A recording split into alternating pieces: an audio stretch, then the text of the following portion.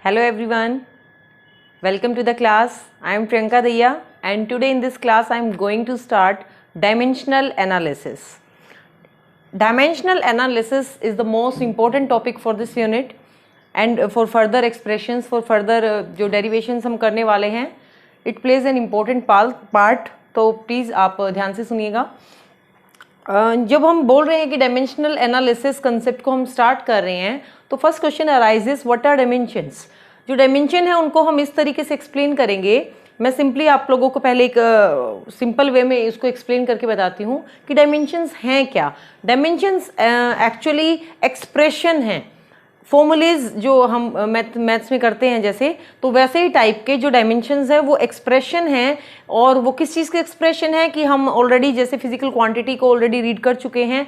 तो जो physical quantities होती हैं यानी those quantities that can be measured any how, that can be measured and give some numeric value, तो उन फिजिकल क्वांटिटीज़ को इन टर्म्स ऑफ फॉर्मूले जब हम कन्वर्ट करते हैं तो वहाँ से हमें जो एक्सप्रेशंस मिलते हैं उनको हम डायमेंशंस की फॉर्म में रीड करते हैं. वहाँ से हम डायमेंशंस की डेफिनेशन को रीड करते हैं. तो डायमेंशंस हैं क्या, डायमेंशंस फॉर्मूले क्या हैं. एक्चुअली डायमेंशंस तो जो हैं वो जो हमने कुछ फिजिकल क्वांटिटी पढ़ी जिनको हमने एसआई सिस्टम के अंडर में फंडामेंटल और डिराइव्ड में डिवाइड किया. तो जो फंडामेंटल क्वांटिटी थी हमारे पास 7 क्वांटिटीज़, उनमें जब सबसे जो मेन थी वो थी मास, लेंथ एंड टाइम, जिसको हम सबसे ज़्यादा यूज़ करने वाले हैं. मैं लास्ट वीडियो में भी इस चीज़ को एक्सप्लेन कर चुकी हूँ कि हम मास, लेंथ एंड टाइम को सबसे ज़्यादा प्रेफरेंस देंगे फ्रॉम 7 फंडामेंटल क्वांटिटीज़.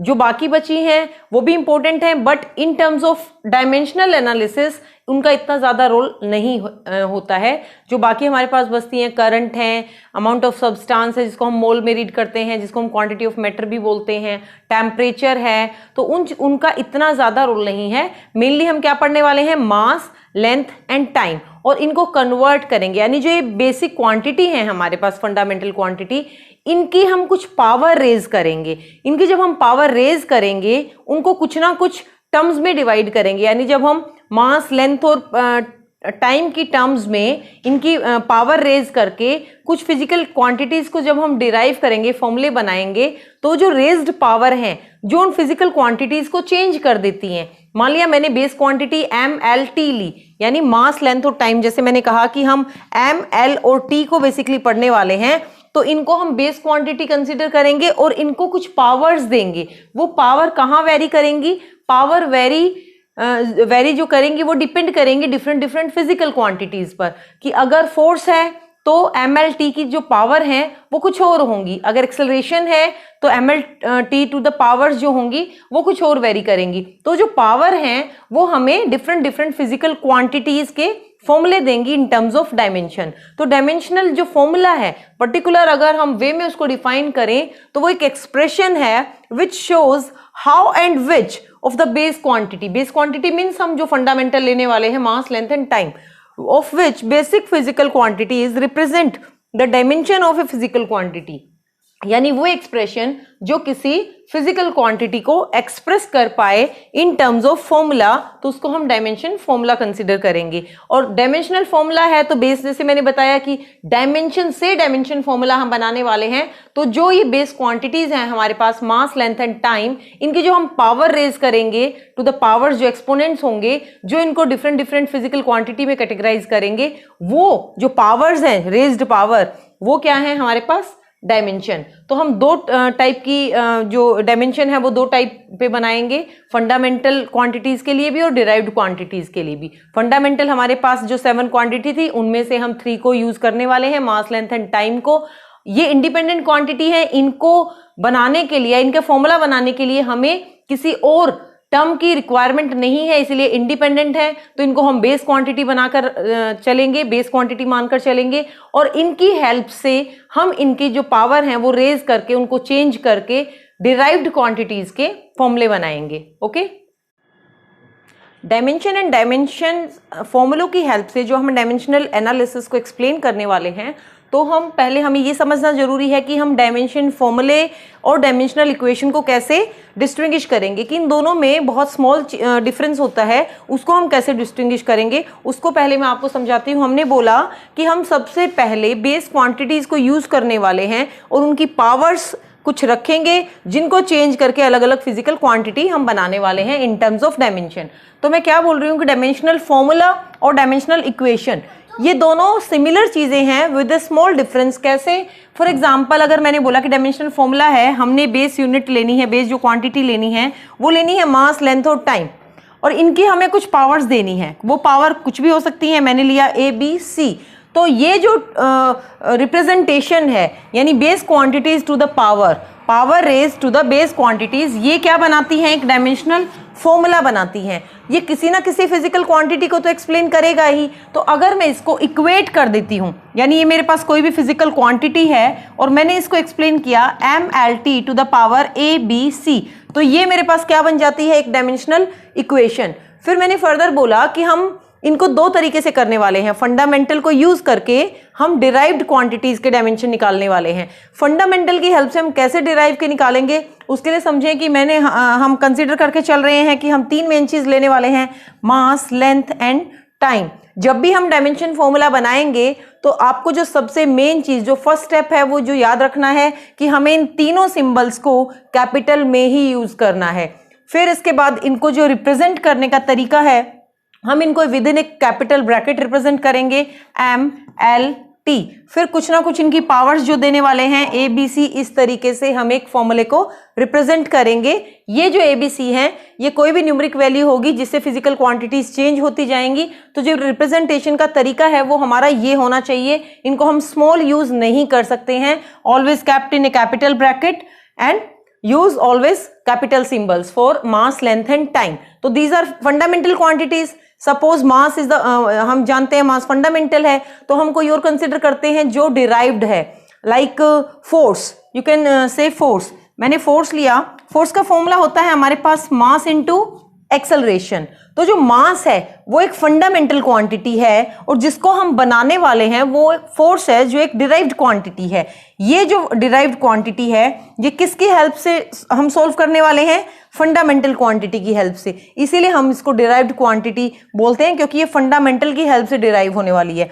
तो हमें मास के लिए हम यहाँ कैपिटल M यूज करेंगे, एक्सेलरेशन का फॉर्मूला बनाएंगे। वैसे LT-2 होता है, मैं एक्सप्लेन करूंगी अभी इसको कि ये आता कैसे है। तो उसको बना के हम फिर कैपिटल ब्रैकेट डालेंगे। तो इस तरीके से हम फोर्स को रिप्रेजेंट करेंगे डायमेंशनली। तो ये जो फोर्स है ये एक डिराइव्ड क्वांटिटी है, यानी डिराइव्ड वैल्यू है, और जो मास है वो फंडामेंटल है। एक्सेलरेशन भी एक डिराइव्ड वैल्यू है, क्योंकि एक्सेलरेशन के लिए भी हमें स्पीड और टाइम की रिक्वायरमेंट होती है, जिसमें स्पीड डिराइव्ड है लेकिन टाइम फंडामेंटल है। यानी एक्सेलरेशन को एक्सप्लेन करने के लिए भी हमने फंडामेंटल की हेल्प ली है। That's why acceleration is also called a derived quantity. तो अभी मैं फर्दर आपको one by one first step से एक्सप्लेन करूंगी कि हम मास, लेंथ और टाइम जो फंडामेंटल क्वांटिटी हैं उनकी हेल्प से, यानी उनको बेस क्वांटिटी मानकर और पावर रेज करके how to solve dimensions. Okay, तो हम स्टार्ट करते हैं कि how to solve dimensions. Okay, start करते हैं। फर्स्ट मैं लेती हूँ जो हमारी बेसिक फंडामेंटल क्वांटिटी है मास, उसी से मैं लिखती हूँ मास। इसको हमने m से रिप्रेजेंट किया कि ये m है, लेकिन डायमेंशनली जो इसका सिंबल हम यूज करते हैं वो m यूज करते हैं। ये इंडिपेंडेंट है, तो इसके लिए डायमेंशन के लिए हमें कोई भी अदर क्वांटिटी की रिक्वायरमेंट नहीं है। तो मैं इसके लिए क्या लिखूंगी? Capital bracket m।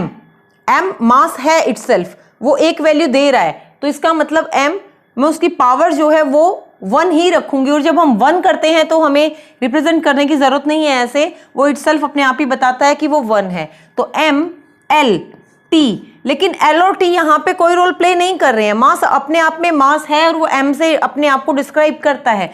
तो L और T जो है वो लिखने का सिर्फ एक स्टैंडर्ड तरीका है। तो जो वो उनकी वैल्यू यहाँ पे नहीं है तो हम उनके लिए यूज करेंगे mL0 T0। आप लोगों ने मैथ्स में प्रॉपर्टी पढ़ी होगी कि जब हम किसी भी क्वांटिटी की पावर 0 करते हैं तो वो वैल्यू 1 देता है, और क्योंकि ये मल्टीपल में है तो यहाँ पे ये दोनों अगर 1 वैल्यू दे रहे हैं तो ऑटोमेटिकली ये m को ही रिप्रेजेंट कर रहा है, वो सिर्फ सिंबॉलिक फॉर्म में लिखे गए हैं।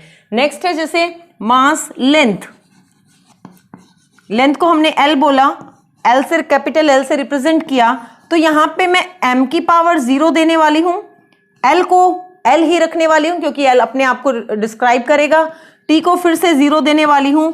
Any quantity raise to the power 0 will give a value 1। ये आपको याद रखना है, ये कंसेप्ट हम यहां यूज करते हैं। उसके बाद हमने टाइम यूज किया, time T, capital T use किया इसके लिए, MLT। यहां पे मैं किसको पावर दूं 0, M0, L0 और T टू द पावर 1। तो ये तीन मेरे तरीके हैं, तीन तरीके हैं हमारे डायमेंशंस को रिप्रेजेंट करने के। उसके बाद मैं अब जो मेन है कि हम इनसे बनाएंगे वो कैसे है कि एज्यूम करो मैंने लिया इसके बाद नेक्स्ट एरिया। अब आपको इसको एरिया को ऐसे समझना है कि एरिया आप किसका बनाएंगे, किसी चीज का भी। अगर मान लिया मैंने एक स्क्वायर बॉडी ली, कोई स्क्वायर बॉडी है, उसका एरिया आप क्या लिखेंगे, उसका बेसिक फॉर्मूला आप क्या लिखने वाले हैं। एरिया स्क्वायर है तो मान लिया उसकी जो साइड्स हैं वो A और A है, तो इसका जो एरिया है वो क्या आ जाएगा, A इंटू A, या आप ये बोल सकते हैं A स्क्वायर। ओके, जो A है, ये जो साइड को मैंने A लिया, इसको मैंने कैसे रिप्रेजेंट किया, A स्क्वायर। तो जो ये जो A है ये किसको रिप्रेजेंट कर रहा है, एक साइड को, यानी साइड की लेंथ को। तो सिंबल से नहीं जाना है क्योंकि जो साइड्स हैं वो भी किसको रिप्रेजेंट कर रही हैं, लेंथ को। तो इन तीनों में से हम किसको यूज करने वाले हैं, L को। तो इस एरिया के लिए मैंने क्या यूज किया, L स्क्वायर। मेरे पास फॉर्मूला क्या आया, L स्क्वायर, क्योंकि जो A थी वो एक लेंथ ही थी, तो L स्क्वायर यूज किया। जब डायमेंशनली उसको लिखा तो M0 L2 T0, इस तरीके से मैंने इसको रिप्रेजेंट किया। अब ये जो वैल्यू मैंने स्क्वायर के लिए की, आप इसको ऐसे समझ सकते हैं कि अगर ये रेक्टेंगल होता तो एरिया क्या होता, तो हम क्या बोलते हैं, this is length and this is breadth. तो फॉर्मूला क्या बनता, L इंटू बी। अब लेंथ भी डायमेंशनली एक लेंथ है और ब्रेड्थ भी तो एक लेंथ ही है, तो इन दोनों के लिए हम क्या यूज करेंगे, L इंटू L। तो भी क्या बनेगा, L स्क्वायर। तो भी हमारा फॉर्मूला यही रहेगा। यानी जब भी हम कहीं पर भी कोई भी एरिया निकालते हैं तो वो दो साइड्स की मल्टीप्लिकेशन से निकलता है, और जो दोनों साइड्स हैं वो लेंथ को रिप्रेजेंट करती हैं। तो हमारा हमेशा डायमेंशन क्या रहेगा, L टू द पावर 2, और M को और T को हम क्या देंगे, 0, यानी इसको हम स्टैंडर्ड तरीके से रिप्रेजेंट करेंगे। ओके, तो आपको समझ आया कि हमने एरिया कैसे कैलकुलेट किया। एरिया के लिए हमने बेसिक फॉर्मूला यूज किया अपना L इंटू बी, कोई भी दो साइड की मल्टीप्लिकेशन, सिंबल यूज किया L स्क्वायर, कन्वर्ट किया डायमेंशनल फॉर्मूले में M0 L2 T0। उसके बाद हम उसी से रिलेट करते हुए बहुत इजी वे से इसको आगे आगे सीखेंगे। आपको इनको बिल्कुल बहुत अच्छे से सीखना है, क्योंकि अगर डायमेंशन आपको बनाने नहीं आए तो आप क्रैम नहीं कर सकते हो। बहुत सारे डायमेंशन हैं, आप इनको रट नहीं सकते हो। तो अगर रट भी लेते हैं, क्योंकि बाद में जब हम सीख जाते हैं तो हमें मेमोराइज हो जाते हैं बहुत ईजीली, लेकिन अगर बाय चांस अगर तुम्हारा कोई डाउट रह गया कि जो पावर है वो 2 थी या -2 थी, और आपने क्वेश्चन में उसको पुट कर दिया आगे, तो पूरा क्वेश्चन रॉन्ग हो जाएगा, फिर आप अपनी मिस्टेक ढूंढते रह जाओगे। तो इनको ध्यान रखना बहुत ज़्यादा ज़रूरी है, ताकि हम एक बार रिकैलकुलेट कर सकें। अगर मेमोराइज करने में ईजी हो जाएंगे और क्वेश्चन सोल्व करने में हमें कोई परेशानी नहीं आएगी आगे, जब हमें डायरेक्ट इनका तरीका आता होगा। तो हमें बहुत सिंपल तरीके से 1 बाय 1, वैसे मैं उसको करा भी उसको सिस्टमेटिक वे से रही हूँ, ताकि आपको एरिया की हेल्प से जो आगे यूज हो उसको कॉन्टिन्यूस उसी मैनर से आपको करना है लर्न। बुक में शायद ये रेंडमली आगे पीछे हो सकते हैं, लेकिन मैं यहाँ पे ट्राई करूंगी कि सिस्टम से ही आपको कराऊं, तो आप प्लीज थोड़ा सा कंसंट्रेशन बनाए रखें। तो हमने एरिया को किया। अब एरिया से रिलेट हमें क्या टर्म मिलती है, एरिया से क्या मिलती है, अभी हमने बोला कि दो साइड्स की मल्टीप्लीकेशन से हमें एरिया मिलता है। If we multiply 3 sides of any shape, यानी लेंथ, ब्रेड्थ और हाइट, लेंथ, ब्रेड्थ या डेप्थ, तो हमें वॉल्यूम मिलता है। तो मैंने वॉल्यूम के लिए लिया कि वॉल्यूम हमें मिलता है length into breadth into height, या डेप्थ से आप कैसे भी कर सकते हैं। तो यहाँ पे जो लेंथ है उसके लिए एक L यूज हुआ, ब्रेड्थ के लिए L यूज हुआ, हाइट भी एक लेंथ है, यानी मास, लेंथ और टाइम में हम हाइट को कहीं और तो नहीं ले जा सकते ना, हाइट भी एक काइंड ऑफ लेंथ ही है। तो यानी कोई भी टाइप की जो डिस्टेंस होगी हमारे लिए, उसको हमें L में ही कन्वर्ट करना है। तो हमारे पास कितने L हो गए हैं, 3, तो पावर कितनी जाएगी, 3, L टू द पावर 3। और डायमेंशनली हम कैसे लिखेंगे, M0 L3 T0, यानी हमारे पास जो वॉल्यूम है उसके लिए हमें क्या वैल्यू मिली है, L3 वैल्यू मिली है। डेंसिटी उसी से कनेक्ट है, आप सब जानते हैं डेंसिटी का जो बेसिक फॉर्मूला है क्या होता है, मास पर यूनिट वॉल्यूम। अब मास ऑलरेडी आप जानते हैं, मास क्या है, फंडामेंटल क्वांटिटी, उसके लिए मैंने क्या यूज किया, m। यहां पे मैं एक बहुत बेसिक कंसेप्ट यूज करने वाली हूं, बहुत ध्यान से देखना है। मास के लिए हमने क्या यूज किया, सिंबल कैपिटल M। वॉल्यूम हमने जस्ट अभी कैलकुलेट किया है L क्यूब। लेकिन क्या मैं इसको ऐसे डायमेंशनली लिख सकती हूं, नहीं। तो उसके प्रॉपर फॉर्म में लाने के लिए मैं क्या करूं, जब भी हमें रेशो की फॉर्म में कोई वैल्यू मिलती है तो हमें मैथ्स में हमने ये पढ़ा है कि हाँ, अगर हम डिनोमिनेटर से नीचे की किसी चीज को ऊपर लेकर जाते हैं तो जो पावर है उसका साइन चेंज हो जाता है। वही सिंपल फॉर्मूला अप्लाई करेंगे। यहाँ पे जो मेरे पास 3 पावर है L की वो पॉजिटिव है, तो ऊपर जाकर क्या बनने वाली है, ये नेगेटिव। तो मैं इसको लिखूंगी ML-3, और यहां t का कोई रोल नहीं है तो t के लिए आप 0 दे सकते हैं। अगर आप t ना भी लिखें तो भी आपका काम चल जाएगा, लेकिन आप एक स्टैंडर्ड फॉर्म में जो फॉर्मूला लिखते हैं तो हम उसको रिप्रेजेंट करेंगे। तो यहाँ पे m कितनी वैल्यू लेकर चल रहा है, 1, L⁻³ and t 0। Got it. उसके बाद है स्पीड या वेलोसिटी, मैंने इनको साथ में ही लिखा है। दो क्वांटिटी अलग अलग जरूर हैं, एक स्केलर क्वांटिटी है, एक वेक्टर क्वांटिटी है। लेकिन आप मुझे एक चीज बताइए, जब हम डायमेंशनली इसको मास, लेंथ एंड टाइम में कन्वर्ट कर रहे हैं तो क्या डायमेंशनली वैल्यू चेंज हो जाएंगी? जो स्पीड है, स्पीड भी हमें क्या बता रही है, किससे मिलती है, डिस्टेंस और टाइम से। और वेलोसिटी भी हमें किससे मिलती है, डिस्टेंस को किससे कन्वर्ट करते हैं, डिस्प्लेसमेंट से। लेकिन डिस्प्लेसमेंट और जो डिस्टेंस है दोनों को डायमेंशनली तो एल ही बोलेंगे, उसके लिए कोई नया वर्ड तो यूज नहीं करेंगे। इसीलिए हम स्पीड हो, वेलोसिटी हो, चेंज इन वेलोसिटी हो, जब हम एक्सेलरेशन के फॉर्मूले पे जाएंगे तो हम एक्सेलरेशन को डिफाइन करते हैं change in velocity per unit time. तो आप ये सोचना है यहां पर कि अगर मैं वेलोसिटी को चेंज भी कर रही हूं तो भी तो मुझे वेलोसिटी ही मिल रही है। अगर मैं स्पीड को चेंज कर रही हूं, यानी एक मैंने बोला आप लोगों को स्पीड, फिर मैंने दूसरा वर्ड यूज किया एवरेज स्पीड, तो वो तो स्पीड ही रहेगी। तो इस तरीके से, या मैं बोल रही हूं क्रिटिकल वेलोसिटी, क्रिटिकल स्पीड, बहुत सारे कंसेप्ट आने वाले हैं डिफरेंट डिफरेंट नाम से, तो उनके लिए डायमेंशंस चेंज नहीं होंगे। डायमेंशन एक बेस है जिससे हमें उसकी वैल्यू मिल रही है, उनकी क्वांटिटी वो चेंज नहीं हो रहे हैं, यानी वेलोसिटी वेलोसिटी ही रहेगी। वो चीज कंसेप्ट है, आप वो धीरे धीरे समझ जाएंगे, पहले आप इनको बनाना सीख जाएं। तो स्पीड और वेलोसिटी है, आप स्पीड का फॉर्मूला लिखें या वेलोसिटी का, तो मैं simply distance upon time use कर रही हूं। वेलोसिटी के लिए क्या बन जाएगा, डिस्प्लेसमेंट अपॉन टाइम। लेकिन मैंने अभी बोला कि डिस्टेंस हो या डिस्प्लेसमेंट हो, वो डायमेंशनली किसके इक्वल रहने वाला है, एल के, और टाइम किसके इक्वल रहेगा, टी के। तो मैं इसको कैसे कन्वर्ट करूं, अब इसकी कितनी पावर है, 1, दोनों जो एल और टी हैं बोथ कैरीज 1 पावर, तो एल तो ऊपर ही है न्यूमिनेटर में, और टी को जब हमें नीचे से ऊपर लेकर जाना है तो जो पावर 1 है पॉजिटिव, वो क्या बन जाएगी, नेगेटिव। तो मैं इसको डायमेंशनली कैसे लिखूंगी, Lt-1, m मैं यहीं रखूंगी। m को ऐसा नहीं है कि Lt-1 किया और पीछे m लगा दिया, इसको स्टैंडर्ड ही रखना है, MLT की फॉर्म में ही रखना है। अब m का कोई रोल नहीं था तो m टू द पावर क्या दे देंगे हम, 0। ओके। अभी इसके बाद है next linear momentum. 9th class में भी पढ़ा है आपने लीनियर मोमेंटम का formula. Linear momentum is the product of mass and velocity. In questions को सॉल्व करने से पहले आपके पास आपको बेसिक फॉर्मूले याद होना बहुत ज्यादा जरूरी है, उनमें कोई मिस्टेक नहीं होनी चाहिए। तो लीनियर मोमेंटम को हम P से रिप्रेजेंट करते हैं और ये प्रोडक्ट होता है मास और वेलोसिटी का। मैंने इसको यहां इसीलिए लिया क्योंकि आप मास जानते ही हैं m होता है, वेलोसिटी जस्ट हमने अभी निकाली है, तो याद है हमें कितनी निकाली है, Lt-1। तो मैं इसको डायरेक्ट पुट करती हूं, मास के लिए मैंने यूज किया m, वेलोसिटी मास और वेलोसिटी के लिए Lt-1 जस्ट मैंने अभी निकाला है, तो ये ऑलरेडी बन चुका है, बस इसको फॉर्म में लिखना है। यानी मैं इसको ऐसे बोल सकती हूँ, मास के लिए मैंने लिया m, वेलोसिटी के लिए लिया Lt-1 जो हमने अभी निकाला था। तो दोनों का प्रोडक्ट बन के क्या मिला, अब तीनों हमें वैल्यू मिल चुकी है, तीनों बेस क्वांटिटी मिल चुकी है, मास भी, लेंथ भी और टाइम भी।